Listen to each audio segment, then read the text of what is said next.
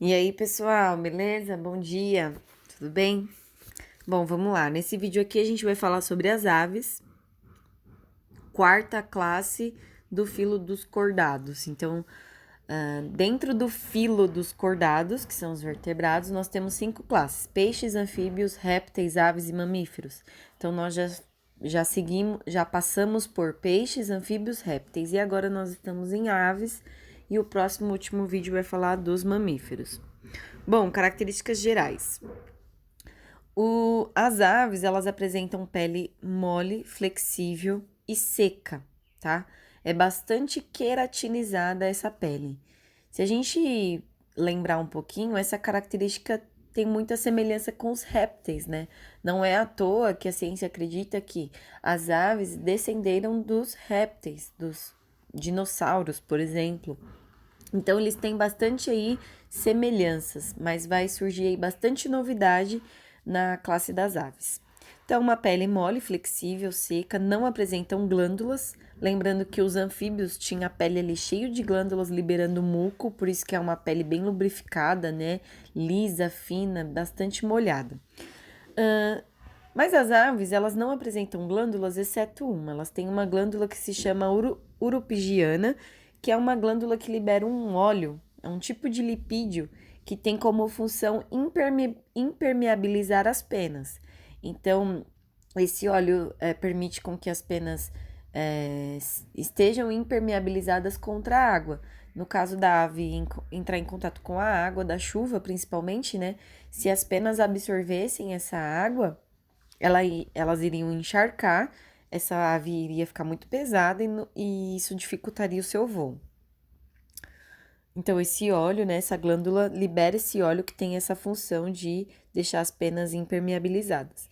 Eles são homeotérmicos, isso é uma característica semelhante aos mamíferos, porque tanto nós quanto as aves mantemos a temperatura interna do nosso corpo, mesmo que a temperatura de fora varie. Então, mesmo que esteja frio, né, a nossa temperatura interna do corpo vai manter, e mesmo que esteja num ambiente de muito calor, a temperatura interna do corpo também vai manter a mesma. Maior grau de parentesco com os répteis, eu já falei. Endotérmicos, né? O que quer dizer endotérmicos, né? Entrar calor. Quer dizer que são animais que geram calor interno pelo próprio metabolismo. Nós também fazemos isso. Então, nosso próprio metabolismo nos fornece calor e energia. Bom, aqui a gente vai falar sobre algumas características que permitem a capacidade de voar das aves. Então, corpo aerodinâmico. O que é um corpo aerodinâmico, né? Aquele peitoral, né? Falam peito de pombo. Toda aquela parte assim mais aguçada das aves, né? A presença das penas, a presença das asas, todos os músculos ali interligados para essa função permite o voo. Os membros anteriores, o que é anterior? É o da frente, posterior é o de trás. Os membros anteriores transformados em asas. Então, a gente tem aí uma mudança, né, na linha evolutiva, porque os anfíbios eram tetrápodes e agora as aves vão apresentar só duas patas, né, duas pernas, no qual as da frente são convertidas em asa. Presença de penas, que vai servir como isolante térmico, né? E as asas, o esqueleto das aves, ele é muito leve, os ossos que elas apresentam, a gente chama de ossos pneumáticos, são ossos ocos. Eu vou mostrar uma imagem para vocês, vocês vão ver lá como se fosse um osso poroso. As aves não apresentam dentes e isso permite com que o corpo delas estejam mais leves e, além disso, elas também não apresentam a bexiga urinária.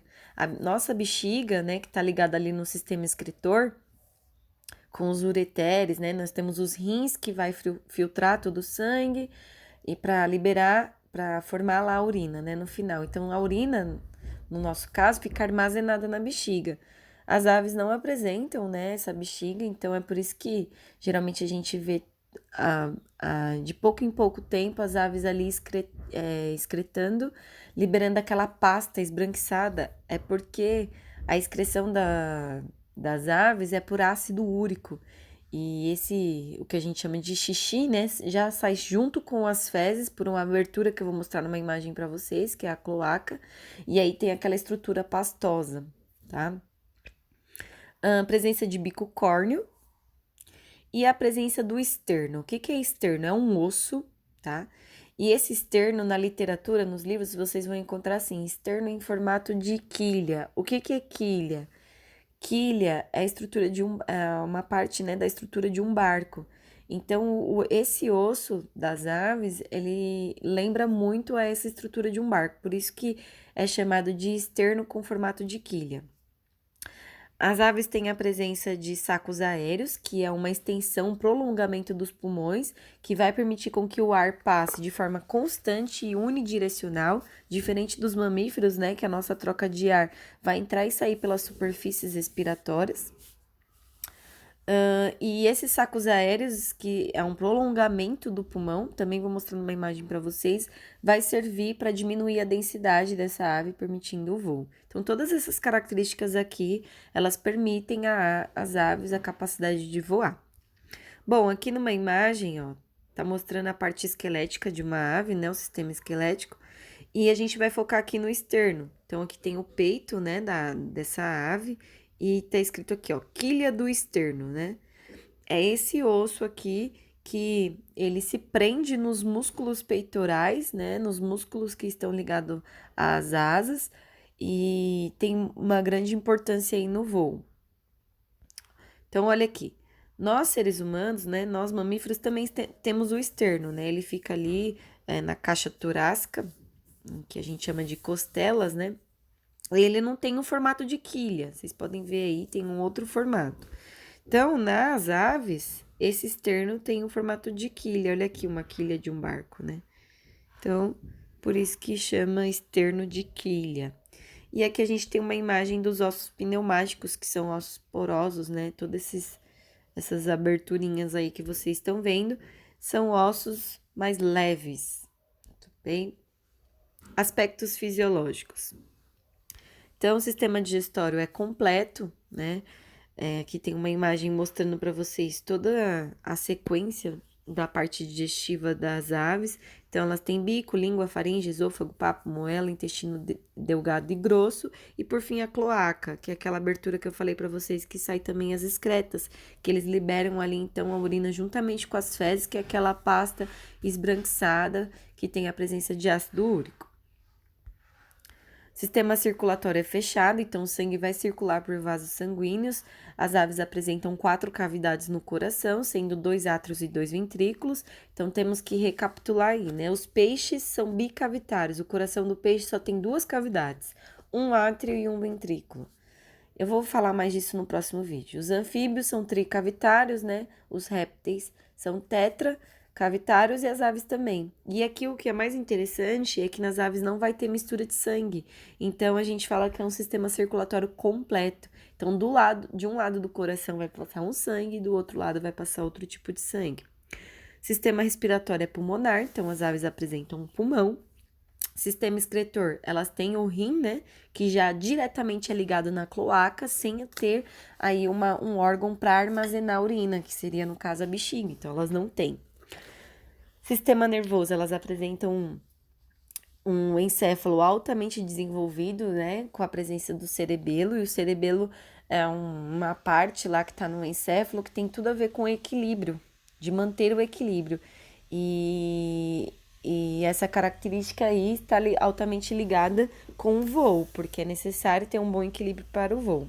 Sistema sensorial. As aves, elas conseguem ver coloração, né, na visão e também tem órgãos auditivos. A reprodução, sexo separado, então temos macho e fêmea. A fecundação é interna, dentro da fêmea, e o desenvolvimento é direto, ou seja, não tem fase larval. Então, o filhote é muito parecido com o adulto. É só a diferença em tamanho, né? Que vai desenvolvendo em tamanho e maturidade sexual. E são ovíparos, ou seja, eles botam ovos. Essa imagem que eu mostrei para vocês, que está mostrando toda a sequência aí do sistema digestório. As classes. Nós temos 2 classes, tá? ratitas e carinatas. Quem são os ratitas, né? São as aves que apresentam o esterno, que é aquele osso que eu mostrei para vocês, achatado. Então, o peitoral deles não é tão desenvolvido, tá? Geralmente são aves de grande porte. Por não ter ali essa parte peitoral tão desenvolvida, são aves que não voam, né? Por exemplo, ema e avestruz. São aves de maior porte, então são boas corredoras, né? Dizem aí que o avestruz pode chegar até 70 quilômetros por hora. Já as carinatas, elas possuem o esterno em forma de ilha, então a maioria das aves, né? A gente pode pôr coruja, beija-flor, tucano, arara. Então a maioria dessas aves tem aí o peitoral desenvolvido, o esterno em forma de quilha, né? Que é aquela imagem que eu mostrei para vocês, semelhando a um barco, estrutura de um barco, e são adaptados para o voo, tá? Com exceção do pinguim, gente. O pinguim, ele, ao invés dele usar as asas para voar, ele usa para natação, né? Por conta do habitat dele. A circulação das aves e dos mamíferos, pessoal, é muito semelhante, tá? Então, eu vou deixar para focar na circulação lá dos mamíferos, para aí assim a gente comparar todas as circulações de todas as classes. E é isso. Tchau, até a próxima.